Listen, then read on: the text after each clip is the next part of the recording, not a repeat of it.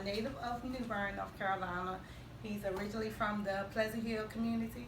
So we are going to just chat, and chop it up a little bit and get to know who he is. I am yours truly, Tosha Clark. I'm from New Bern, North Carolina. Jasper is the area that I'm from. And I also am the author and founder of She Became Her, They Became Them.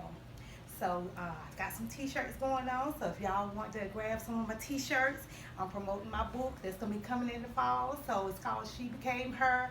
It's kind of like a book to empower women and help us move forward, trying to be better in spite of your life troubles and struggles and all that good stuff. So without anything further ado, we're going to get started. So today I am interviewing Josh Cuthbertson from New Bern, North Carolina, Pleasant Hill community. And I have to tell the little joke because when I messaged him, I was like, okay, where are you from? And he was like, you must really don't know me. So I thought that was funny. I heard of him, but I didn't really know him. I just know of him and his family. So without anything further ado, he is an alumni of West Craven High School. He was one of the top scorers there, scoring 2,139 points. My son just said today he's going to top his record. Hey, I'm the #1 scorer. And my son said he's going to top his score. He is a rising freshman that's coming up this year. He's training basketball every week with Kiki Williams. He played with the Coach Kiki. Mm-hmm. Yes, that's his trainer. Yes, yep. Ma'am. So we are excited. When I told him that he was coming, he was like, "Well, I'm going to top that score." Yes, ma'am. That's what's up. He is also alumni of South Carolina, University of South Carolina Upscale. Upstate. Yes, Okay, I'm sorry, ma'am. Upstate. And he graduated from there and received a bachelor's. What did you Bachelor's degree? Yes, what? ma'am, in disciplinary studies. Okay, so he's all about mentoring and all that good stuff. So that is cool. Yes. Okay, he is also the founder, entrepreneur of J.D.T.P business brand, where he mentor, he tutors, he train the youth in basketball. So any of y'all got some young youth that need some help? Yes, this ma'am. is the man. He's the go-to man that'll help you with that, okay? Yes, ma'am. So without further ado, me being a stranger and trying to learn who you are, what can you tell me about Josh Cuthbertson? Who are you? Well, I grew up in Pleasant Hill. Okay. Mom and dad. I'm a brother of 8 siblings. I got 5 brothers and 3 sisters. Wow. By the same mom and dad, same household. Okay. You know, I love basketball. I'm a basketball fanatic because of my family. We're basketball. I mean, we're family oriented, like just community wise. We help each other. We love each other. Just not in our household, just every household within our community. Okay. So everything that we do together is just like it rubbed off on me. So my older brothers and my older cousins play basketball, and I seen them do it every day. So I just fell in love with the game and try to be better than them because they was playing it, and then I really got passionate in it and became a student of the game and started studying my film and got deeper, and I just wanted to elevate my game in basketball. And far as me being a person, I'm goofy, I'm loving, I'm caring, I love the kids, I love the youth, I love giving back my knowledge. I love seeing people be successful. I love seeing good things in the community. I love seeing the black businesses that's the new black businesses that's owned by so many great individual leaders that's coming up. I love it. I love seeing people follow their dreams and their goals in every way. I'm just a humble, down to earth person. I used to have a little attitude problem. I used to be crazy, but I'm still kind of crazy. But I've toned down way a lot. I've matured way than I used to be. I found God early in my life because of my dad and my mom. My dad was a pastor growing up. He kept us in the church. My dad was a real spiritual man. I saw my dad just elevate his ways of finding God and helping people find God and just reaching out to people, and seeing him do that just made me want to follow his footsteps and to doing that and speaking to people and helping people reach their goals in life. And if they're on the right track, help them find the right track and help them find God. So A lot of the things I've inherited is from my mother and my father, really. You know, just seeing everybody growing up in front of me. Okay. So looking back into your life, you said that you have 8 siblings, so I can just about imagine how life was in a house with such a large family. Yes, ma'am. So how can you describe like how life was? What pushed you to be a better person? Because I grew up with just my sister, and she was the baby, so I always felt like she got favoritism. Yes, ma'am. So with you having 8 siblings, how was life for you? I'm sure your parents had to divide everything, and times that you wanted something, couldn't get it because, you know, they had to take care of this or that. So how was life for you?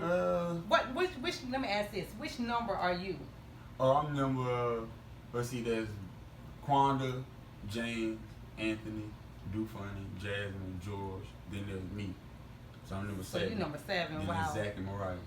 Okay, so you third from the last. Yes, so ma'am. how was life for you having such a large family coming up? I learned a lot. I'm sure y'all fuss and Yeah, fight, fuss and fight. Yeah, we stuff do all all that. the time. Yeah, I mean, I learned a lot. I learned a lot seeing my older brothers and them growing up. I mean, they taught me well. They taught me things not to do, and I thought that was a good thing in my life because there was a lot of kids growing up in my age that didn't have older brothers or didn't have a mother and a father. But I had it all. I had a mother, a father. I had older brothers that when I got out of line, my father didn't really have to step on me because they was already on me. So was there like a lot of sacrifices for your parents? Yes. You know, Yes. Thinking with 9 children. I mean, and then when you think with 9 kids, you go with that, but we didn't never go with that. That's awesome. We didn't never miss a Thanksgiving. We didn't never miss a Christmas. My mama made sure we got everything we asked for. I mean, at all times. So we really got to be kids because we didn't really have to worry about getting jobs at 14, 15 because we didn't have to worry about money because mom and dad handled that. Right. We didn't have to worry about food or finding ways because mom and dad had that covered. So we really got to be kids because mom and dad sacrificed everything to make sure that we had clothes, the newest shoes that came out, the newest Nintendo games or whatever that was out at the time. We had it. So when you look back, like I can look at life now, and I have a 14-year-old son. He is the only child. But I know how life was with me coming up versus how life is with them coming up now. So what advice can you give to the upcoming generation? Because I know in my life, it was rough. We got our tails towed up. You know, you had to be in the house before the street lights came on and stuff. And now, you know, I could ride out to the store at 11 o'clock at night and see kids walking on the streets, you know. That's crazy. So what do you think about how life is for the upcoming generation compared to how you was brought up? Well, I had mom and dad, so and my dad and mom, it was strict. Like they wasn't strict, but they were strict. Like they disciplined us. They taught us right from wrong. They made sure we was doing the right things. And if we wasn't doing the right things, they was on us like that. It wasn't no waste of time. Nobody else had to be on us because they was on us. Like if a teacher called, they was at the school. Like for all 9 of us. It just so I tell like the advice I give to younger generation, like don't grow up too fast. Cause like I didn't have to grow up too fast. I got to be a kid, and that's how I got to dig deep into basketball and earn a scholarship and to do anything I did with the game of basketball was because my mom and dad allowed me to be kids. I didn't have to go find a job at 14 or 15. I didn't have to stress myself of none of that. I just had to go to school, play basketball, practice, come home, eat, and do it all again the same day. So the advice I would give the generation is don't rush to grow up and be adults. Like, be a kid. That's right. Live your life. Like, love being a child while you can, because when you be an adult, buddy, I'm 25 right now, buddy. Hey, I want to go back to being a child right now. I ain't lying. I want to go back to my high school days, but that's the advice. Like, don't rush. Like, live your life. If you're 14, be a 14. Be a teenager. And you know, that's ironic that you say that because there are a lot of like 13, 14-year-olds having babies now. That's growing up. So it's like fast. babies are having babies and stuff. And then I think back, like now I have a 14-year-old and I'm a single mom, not by choice, but he just lost his dad in January. So life has really been hard for him as a kid. And I can recall just about a week ago, he said to me, Mommy, like, who's going to teach me how to be a young man? Who's going to teach me how to do this and that? Here I am playing mom and dad. But then when you have those kids that do have their mom and dads in their lives, and then they are being disrespectful and not following directions and stuff, you know, it's just kind of right. That kind of gets under my skin. Yes, I'm like, you don't even realize how fortunate you are to have a mom and dad, both. and you have kids that don't even have that. Yes, ma'am. Okay, so looking back over your life, what is one thing that you feel affected you the most? I mean, I can't talk so bad. I love my family. Like, just being, God bless me with a family. Like, I see people nowadays, and I see kids nowadays running around with no guidance, with no family, with nothing to go to, with nothing, nobody to talk to, nobody to interact with. And sometimes you need somebody to interact with. You need a voice. You need somebody to vent to. And I had that every step of the way. Even when I was going through my hard times, when I graduated college, and I wanted to go overseas to play ball, and I didn't go overseas to play ball because some things happens and everything don't go your way. But I had that backup in family, like my mother, my father, my brothers and sisters, like just being there for me. And I had that in high school, just when I was playing the game, just to look up in the stands and all of them. See was all right of them there. sitting in the group, Just sitting in that one, just all of them. Like I always had that. So that's the biggest effect on me that made me be successful in life. I learned a lot from not just mom and dad, but from my brothers and my sisters. That's awesome. So how did your prior experience cause you to make a change today? I know probably when you was a little younger, because you're still kind of young now. Yeah. So when you was a little younger, I'm sure there was some detours that have came in your life. Yes, ma'am. Getting caught up with the wrong crowds Yes, ma'am. and all that kind of Yes. stuff. So what made you go from that life to the life that you're trying to live now? You know, sometimes things happen just to make you say, you know what? I'm not how I like to talk about. Well, when I was in high school, I used to do. I tell you, I had a crazy temper father.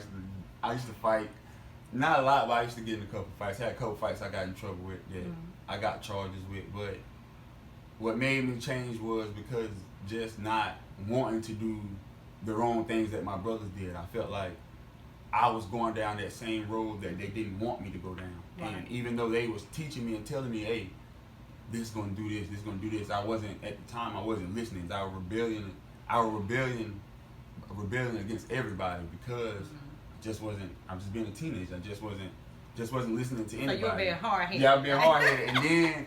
and then finally I finally noticed that I was good at the game of basketball, and I was really getting good at it because I was hungry. I was hungry to do something that my brothers never did. Like none of my brothers never went to college. Like none of my family. I'm the first to ever go to college. That's all, and I am too. Yes, ma'am. So that was a real goal of mine to I wanted to be better than my brothers in basketball. I wanted people, cause like walking around in the community when I was young, everybody, you're not gonna be better than Woodman. You're not gonna be better than Anthony. You just can't. Like whatever you do, you're not gonna be better than them. But I was just like, I'm gonna show y'all that I'm gonna be better than them. So I felt like if I did go to college and I did leave the fighting and the temper and the attitude alone and straighten my life out and focused on basketball and straightening my grades out and making good grades and doing something they never did, I felt like that was always a goal of mine for people to see like, oh, you better than Woodman now because you did something that they didn't do. You see what I'm saying? They still don't even say that. So let me ask you this. You know, I got to throw this question on out there.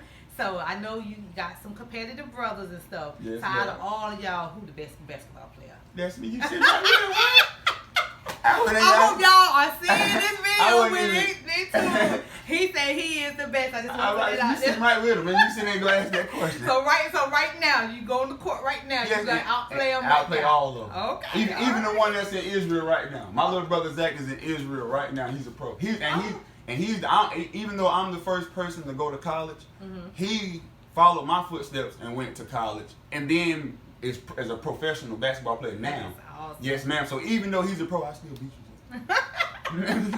All right. So if there is one thing that you could change right now, not talking about your past, not talking about the future, but right now, if it's one thing that you could do to change something right now, what would that be? That's a great question. If it's something I can do right now to change right now. One thing that you could change right now that make anything. Okay, if you want to talk about the youth, like what's one thing that you could do right now or wish you could do right now to change something? Whether it could be, you know, it could be about anything. It could be about anything. I wish I could do something about social justice, where the fact of the George Floyd situation, R.P. George Floyd, but that situation kind of touched me because it just have been too many killings in my eyes, or too many unjustified homicides under the hands of the police, and I just don't feel like it's right. And I feel like it's time to stand up. I feel like it's time to make a change. I feel like the protesting is one thing, but I feel like it's really time for the people that really have a voice, the big names that got the TV time, the LeBron James, the rappers, the Jay-Z's, that got all the money. Yeah, they need to be stepping up, saying something about it. 'Cause I really feel this is a touchy time, not just for the family of the Floyds, and I really feel for that family for losing a family member because it's hard. And then we have another one in Georgia. Yeah, we got another one in Georgia, so it's keep happening. So it's just like the whole world is behind these families because we're tired of it. Okay, it could be you, it could be me, it could be anybody. So I feel like if I could change anything right now, I feel like I would try to do something to empower Black Lives Matter. Okay, all right. If you could encourage one person based off your life experiences, everything from the time you were able to know what life was up to this point, what will you tell them? And when you follow your dreams, follow your goals. Don't, because I've had people, and it's crazy because even within basketball, even within my business J.D.T.P, I've had people tell me, look, you need to go do something else. You need to go do this, you need to go do this. But if your heart is with your goals, if you write these goals down and you really truly is passionate about your goals and you really want to achieve them, follow. Attack your grind. Don't let nobody stand in your way of your goals, your dreams. Don't let nobody tell you can't do it. Don't let nobody tell you there's obstacles that leads you up the way you can't do it. No. Tell them that it can be done. Anything is possible. As long as you got God in your life, as long as you put Him first, anything is possible to reach. So if I could have any advice, like, you're going to have people trying to stop you from reaching your goals. You're going to have those obstacles in life, whether it's a bad time, financially, spiritually, mentally. You're going to have those times in life where it's going to be kind of hard, and it's going to be you looking at yourself in the mirror like, can I do this? Challenging yourself, and when you challenge yourself, tell yourself you can do it. No matter what times you're going through, make sure if it's your goals and your dreams and you're really passionate about them, follow. Okay, that's good advice. So I know that you have the J.D.T.P program.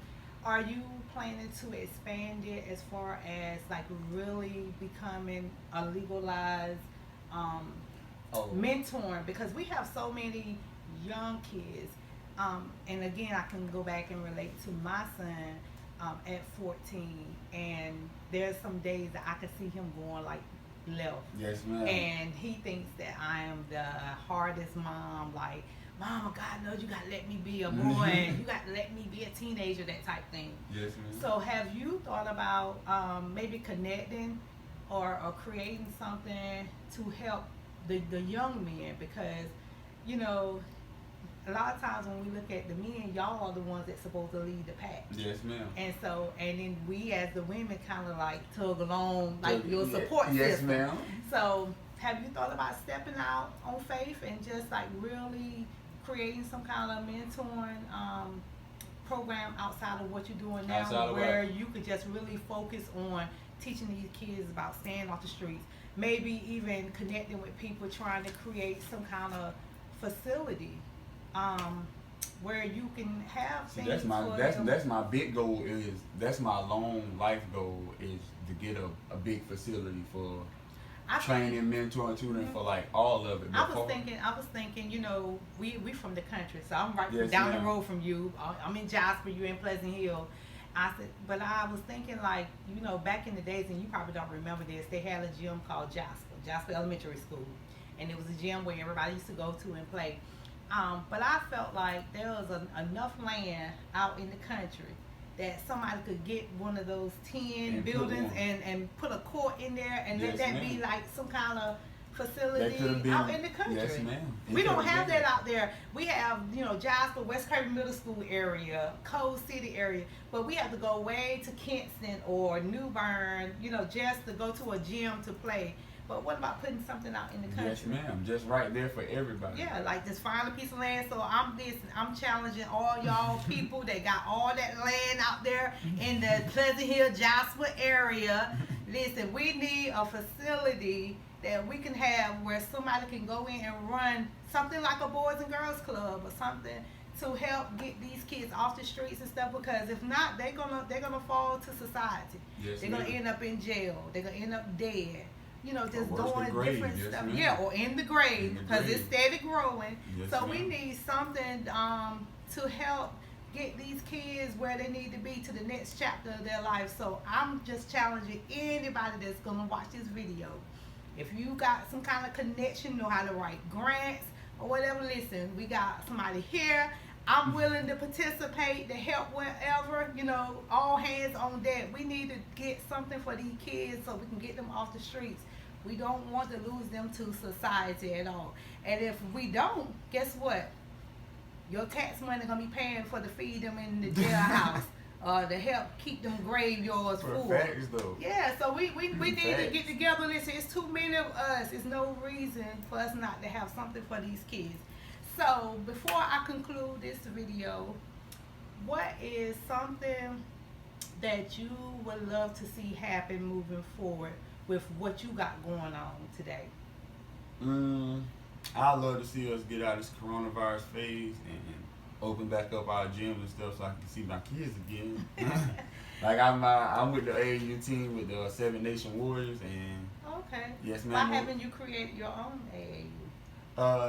That's never been like a really dream of mine. I always wanted to partner with somebody or coach under somebody within the AAU, under the AAU scene. Mm-hmm. And I found a good home. I found a great home with the Seven Nation Warriors. They treat me well. The coaches are awesome. All of them are basketball, just geniuses. Like I love being around them. I love talking to them. The practices be so intense between us and the players at one time. So it's just like I love it. And I want to get back to it. I miss it. I miss my kids. I miss practicing. I miss my middle school. I miss the camps and clinics we was gonna have that this summer that we can't have now because of the coronavirus. So I want the coronavirus to end. I believe in God. So That's right. either you gonna get it and you gonna live with it, or you ain't gonna get it, or whatever. It's anything. God got control of everything in my life. So if I get the coronavirus, I'm still gonna be alright. God, I believe in God. And if I don't get it, I just don't get it because God made me not get it. Like I just feel like everybody should feel that way. If you really got God in your life and you really believe in the Lord Jesus Christ, anything is gonna come. You can get in a car accident. The flu can happen. You can get. You see what I'm saying? Anything can happen within a day's time that can take you away from here anytime. So I don't really feel like I should worry about the coronavirus as much because I believe in God, and coronavirus is just as like anything else to me. So I really feel like we should, as people, get out this phase, deal with it how we were gonna deal with it, and put it to rest so we can open things back up, open the world back up, and get back to living, get back to coaches. So us coaches can get back to training our kids. So we can get back to doing things with the youth hands-on instead of on Zoom and things like that. Have you considered possibly coaching at a school? Yeah, I coach. I'm the assistant coach at West Craven Middle School. Yes, ma'am. So. But I can see you moving The up. head coach, yes, ma'am. Higher than that. Yes, we ma'am. got to speak that thing into Oh yes, ma'am. I'm just existence. getting started. And I want to be a head coach one day. And I'm not gonna let that go, not be heard. I want to be a head coach in my own I school. always wanted to be coach boys. I actually used to coach at Arapahoe Charter School. Arapahoe, yes, ma'am. And I trained 2 kids from there. Really? Yes, ma'am. I used to coach. I started the basketball team. Well, they had one years ago. And then when I started working there, I had started the team back up. But now I'm working at Craven County schools. But I love coaching boys. Nothing against girls, but I love coaching Yes, the ma'am. boys. Well, I love the game. I play ball as well. Oh, yes, ma'am. So I love the game. And so looking, my last question, I'm sure when you was going through high school, going through college, your plans was to play professional basketball. Yes, ma'am. So when that plan didn't happen, like how did that make you feel as far as like, did you already have a plan B? Oh. Or was you like, man, I ain't going pro, so I'm just done with it? Like what took place at that moment? I didn't have a plan B. Honestly, I didn't have a plan B. I was frustrated. I fell into like a little depression.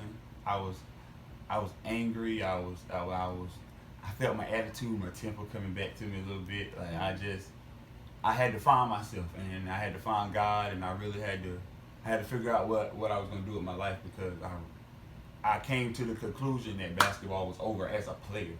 So stop there for a second.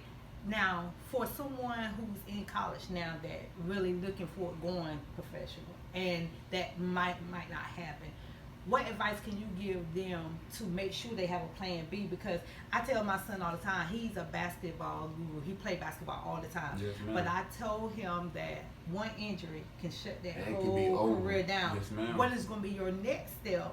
Shall something happen or whatever? So what advice can you give to someone who may be thinking that basketball or even football or baseball is what they looking forward to doing, but they may not make it? Yes, ma'am. So how can you encourage them to make sure that now, if they are in high school, to have plan B? Because who's to say they're going to make it to college? Yes, ma'am. You might not even have the You may grade not. point average. And I also want you to touch bases on that too as well, about grades. Oh, that was my first thing, man. When you in college as a college athlete, and this is what I took for granted, was the classes I was taking. Mm-hmm. Like, when they say you got a major, like, you really need to be into that major. Mm-hmm. That's your plan B when you're an athlete. But you know, a lot of times, and you know, and nothing against colleges, but I used to always think, okay, you are athlete, you playing basketball, football, they're gonna look out for those.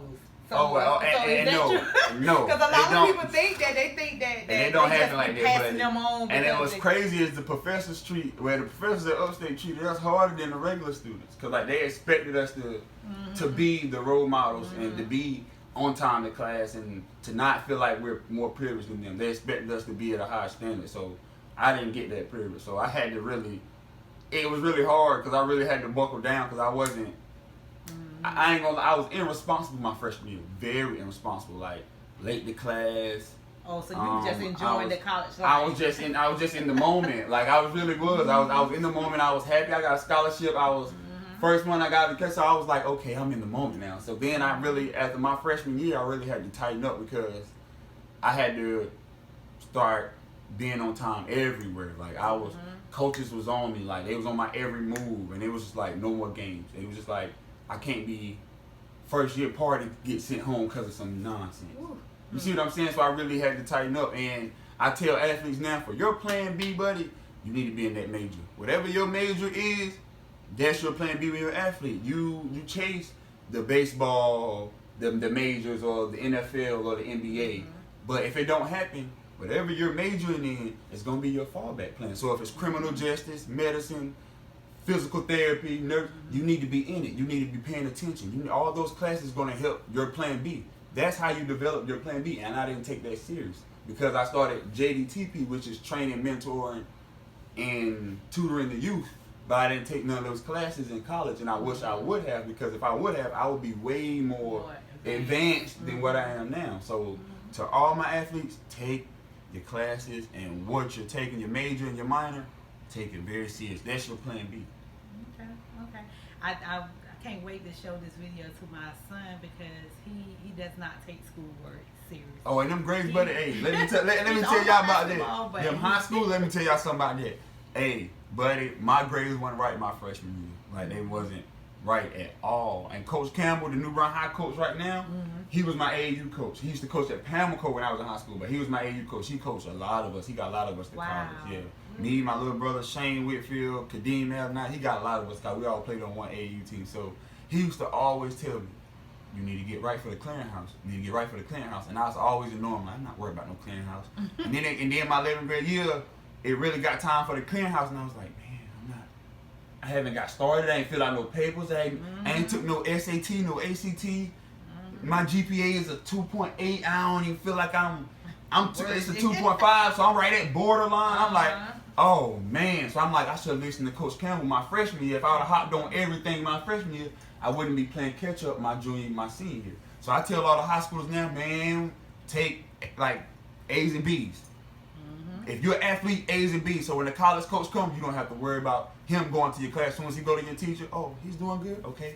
Oh, he's doing good? Oh, well, let me go to the gym, see how he's doing in the gym. Because I don't got to worry about none of those grades. And lastly, so for those that are upcoming freshmen, sophomore, juniors, and seniors that's considering basketball, since that's what you specialize in, what advice can you give them as far as getting themselves ready? And when I ask that is because my son, he's very thin. He's very thin, but he's awesome on the court. Yes, ma'am. Quick. He's more of a point guard, shooting guard, but he's small. Yes, ma'am. So getting in shape, what advice can you give as far as getting shape, getting prepared physically, eating healthy, whether they should lift weights? So what advice can you give for their upcoming stay hungry. I mean, it's just like now, when I was growing up, everybody's chasing the same goal. Everybody want that scholarship. Everybody want that spotlight on them. Everybody want to be the player of the year. Everybody wants that. And it's not nothing to be afraid of. Everybody wants that. You see what I'm saying? So you got to understand, when you wake up, you're not the only one chasing a scholarship. That's right. And it's not that many scholarships out there to give. So you got to be in the gym. You got to be working on your craft. You got to be a gym rat. You got to be working harder than the next person every single day. You can't take days off. And I always told myself that when I wake up, there's somebody else that's in the gym right now. So I got to get in the gym. I'm late, because somebody else gonna get that scholarship if I don't start working harder. And I never pride myself in, the weight room part caught up with me in college, because in high school and middle school, I didn't like the weight room. I never did, and you can tell I'm still skinny. I never liked the weight room. I never took the weight room serious because I was always in the gym working on my game so much. And it didn't matter if you was bigger than me. It didn't matter if you was faster than me. I worked on my craft. I worked on my handles. I worked on my pump fake. I worked on my jab step. I worked on posting you up. I worked on my jump shot. I worked on shooting going right. I worked on shooting going left. So I worked on everything so much to where I know how to beat somebody if they can jump higher than me. I know how to beat somebody if they're quicker than me. So I always stayed in the gym. So stay consistent on your grind. Always knowing there's somebody else chasing that scholarship, just like you chasing that scholarship. There's West Craven, New Bern, Havelock. There's a lot of schools in this county, and there only can be one player of the year. And if you want to be that player of the year, you got to do and go the extra mile above everybody else to be that player of the year. Yep. And so, as far as scholarships and stuff, is there any advice you can give? Like, do they need to make sure they're getting video clippings, sending them to like, how does that work? As far as earning a scholarship, well, I'm gonna tell you how it happened for me. Like, Coach Campbell was an amazing AU coach, and he took us to the right places. He put us in front of the right people. And even if we was all good and the college coaches didn't take all of us, they was at least taking one or two of us. They was at least looking at it. So he always put us in the right people. So there's a lot of good AAU programs out here for kids to get involved in at a very early age. You got the Seven Nation Warriors. You got the East Carolina Phenoms. You got the WBA Wolves. You got so many good AAU programs that you can get a part of that you got to take advantage of your resources. You got so many people that care. You got Coach Ian, Coach Bear, Coach Twan, Coach Henny, Coach Cordell, Coach Josh Dawson. You got so many great coaches that spread it out on different teams that care about the youth so much. These parents got to get them to them. You got to get it. You got to communicate. You got to talk to these coaches. You got to see what it takes to get on the AAU team. You got to see where these AAU teams are going, because these are the people in our community, the community leaders that are in place to take our kids and put these kids in the right places to get seen by these college coaches to get these scholarships. And that's what was fortunate to me and my little brother. And when we was coming up, Coach Campbell was the man in putting us in front of the right people. In my 10th grade year, this is the only time I've been to Las Vegas, was my 10th grade year. With Coach Campbell, he took us in the AAU team, Carolina Express, 7 of us boys went to Las Vegas, flew to Vegas for 2.5 weeks, and we ended up playing 32 teams in the nation. Ended up going to the Final Four in that whole tournament. Wow, that's awesome. So it was just because him and Coach Hollowell, they were so, and Coach Lawson from Washington D.C. That was our sponsor. They were so pride in putting us and taking us boys. They knew that we had the talent. We didn't have to be the big names at the time, because I wasn't a big name. Shane Whitfield wasn't a big name. We wasn't the big names in the United States. We was the big names in the area, and we didn't have to be that big glamour name to go out to perform. And he believed in us, and you have to take advantage of those resources. And also, I can't forget, while I'm on the topic, Coach Boo. Coach Boo, he started the Carolina Heat when I was in middle school. He believed in us, and he always put us in the gym. He instilled that work, that always work, that no matter if you come up short, stay at it. That no matter if you don't feel like you got it that day, go back the next day and go even harder. Like, he always instilled. So I always was in front of the right sources. So to my advice to the kids now, you have so many great AAU programs. And that's take advantage of it. Yeah, and you said something that caught my attention just that quick. You was naming out the different organizations that's right here in Eastern North Carolina. Yes, so that could be something that you could set something up. Maybe, once things die down, have all of them come together and then kind of promote getting the kids to come out to meet because a lot of them probably don't even know who they are. Ma'am. So and I don't mind helping put something together at some point. Because you got them. You got Coach Coach Henny, Coach Ian, Coach Jasmine Kennedy, Coach Twan, Coach Dawson, Coach Jones, Coach Kiki, WBA Wolves, Eastern Carolina Phenoms, Seven Nation Warriors. You got so many great programs right here. So we could set something up and get some flyers and stuff out and let them meet these people. Let them meet them. You know what I'm saying? Have like a fun day where the kids can get out there and maybe set some teams up. Let them just throw some people together that don't even know each other. Put them on some teams and let them just play and let the coaches see what's out there. Yes, ma'am. Because a lot of them probably don't even know how to even get connected to somebody with AAU. I was at another, my son was playing on another team, and I didn't even know about Kiki, and she was right here in New Bern, North Carolina. And she's been here, though. I went up to her, and I said, listen, matter of fact, her team took the championship, and I said, look, I need to connect with you. Ma'am. She gave me the card, and my son been with her for the past 3 years, and she's his personal trainer. Yes, ma'am. So, sometimes we have to the resources you have to take care. You have to take advantage of the resources. I'm not the only trainer out here. You got Coach Preston Bryant, he's in Havelock. You got Coach Henny, he's in Jones County. You got Coach Ian, Coach Jasmine Kennedy. You got so many. Have to support each other. I like that about you, because you could have been selfish and said, look, come to me. But you throwing everybody out there. So many people out here. Awesome that you're willing to share the wealth. Look, there's enough food around here for everybody to eat, right? Yes, ma'am. And these are the people that not only see me grow up, but they stay connected with me. These are family. So this is like, it's everybody in the community. Me is like family. We all help each other. We all be with each other. We all talk to each other. We socialize in the right way. We all friends. So in a great way, you got so many youth, and we all got one common goal: is to help the youth. That's right. Get away from here, out of trouble, and get them to a brighter future. So if we all can come together and put our bright minds together, man, it can be something special. Exactly. So listen, I thank Mr. Josh for coming to do this interview with me. I do want to let y'all know that he has a program, the J.D.T.P program, where he's helping the youth and stuff. Can you provide us with your how they can get in contact with you? Oh, yes, ma'am. My phone number is 252-876-7063. If you want to get in contact with me, email is Cuthbertson91@gmail.com. My Facebook name is Joshua Showtime Cuthbertson. My Instagram name is Big Homie Certified 127, which I'm going to change that definitely, because that didn't really sound good. I'm definitely going to change that soon. I promise y'all I'm going to change that.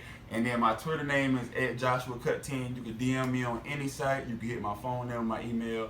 I'll be in contact with you, and I'll be happy to mentor, train, or tutor your kid. And I will provide all, because I'm sure he was talking so fast, y'all didn't get to write that down. So I will provide a link where I will provide all his information if you're interested in getting your child connected with the the J.D.T.P program. I will have all that information with this video. And I'm sorry, but that stands for Joshua Developmental Training Program, by the way. Awesome, awesome. Yes, ma'am. So we thank you for tuning in to They Became Them. And again, Josh was my first candidate. Yes, and ma'am. I think the interview went very well, very well. And hopefully we'll be able to collaborate and Yes, get ma'am. these children doing something positive, leading them in the right direction. Yes, So ma'am. I thank y'all for tuning in. And until next time, y'all have a blessed day. Thank you. All right, y'all. Thank you for watching the Joshua Cuthbertson Show. Please continue to show your love and support by clicking the subscribe button below the video. Check us out next week on the next episode of the Josh Cuthbertson Show. We out.